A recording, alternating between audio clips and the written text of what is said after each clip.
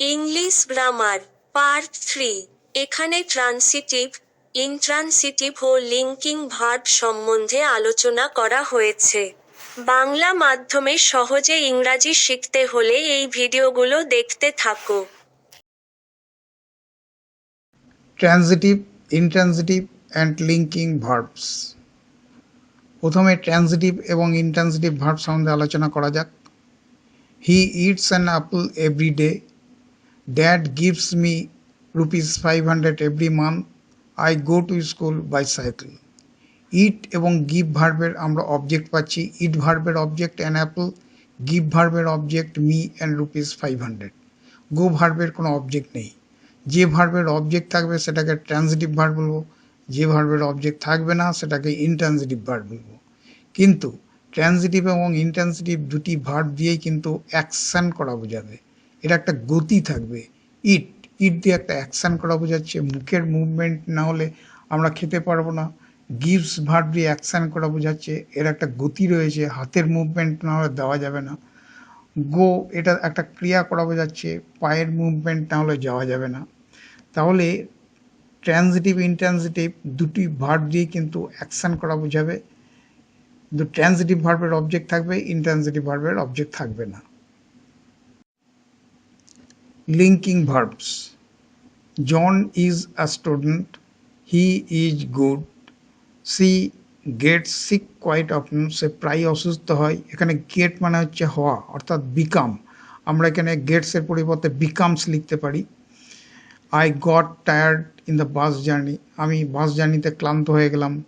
Gate ভার্বের past form হচ্ছে goat, অর্থাৎ এখানে আমি বিকেম লিখতে পারি। I became tired in the bus journey. তাহলে এই যে ইজ, গেট, বিকাম, এই ভার্বগুলো দিয়ে কোনো ক্রিয়া করা বোঝাচ্ছে না, এগুলো হওয়া বা অবস্থা বোঝাচ্ছে। তাহলে এই ভার্বগুলোকে আমরা লিঙ্কিং ভার্ব বলবো। লিঙ্কিং ভার্ব দিয়ে কোনো ক্রিয়া করা বোঝাবে না, হওয়া বা অবস্থা বোঝাবে, অর্থাৎ বিং অর স্টেট। তাহলে আমরা এই ভার্বগুলোর পরে কিন্তু একটা অবজেক্টের মতন বিষয় পাচ্ছি। জন হয়, কি হয়? একজন স্টুডেন্ট। সে হয়, কি হয়? ভালো। তাহলে অবজেক্টের মতন যে বিষয়টা আমরা পাচ্ছি সেটাকে আমরা অবজেক্ট বলবো না লিঙ্কিং ভার্বের ক্ষেত্রে।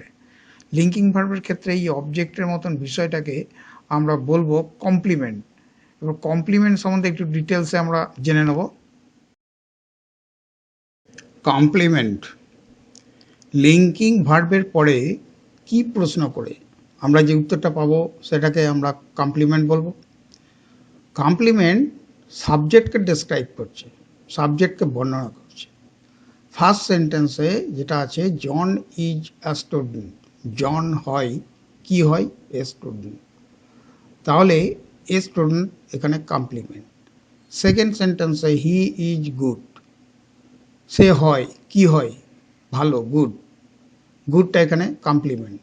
থার্ড সেন্টেন্সে সি গেটস মানে she becomes sick quite often. প্রায় অসুস্থ হয়। হি গেটস সে হয়, কি হয়? সিক অসুস্থ। তার এখানে সিকটা হচ্ছে কমপ্লিমেন্ট।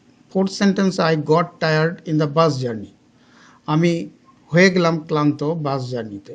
আই গট আমি হলাম, কি হলাম? টায়ার্ড।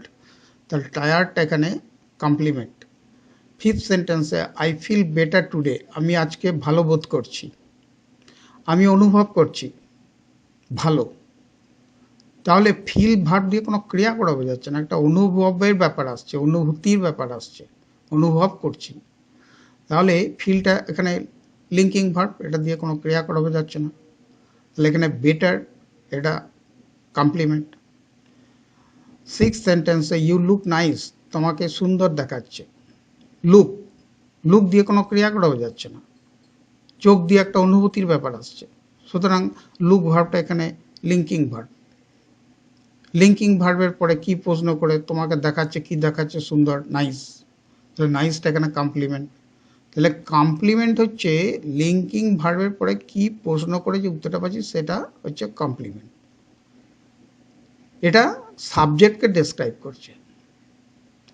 ফার্স্ট সেন্টেন্সে এ স্টুডেন্ট এটা কমপ্লিমেন্ট, এটা নাউন।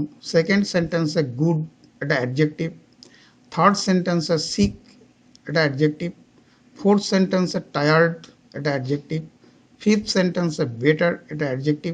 গুডের comparative form. সিক্স সেন্টেন্সে নাইস, এটা অ্যাডজেক্টিভ। তাহলে কমপ্লিমেন্ট নাউন বা অ্যাডজেক্টিভ হতে পারে। Complement may be noun or adjective.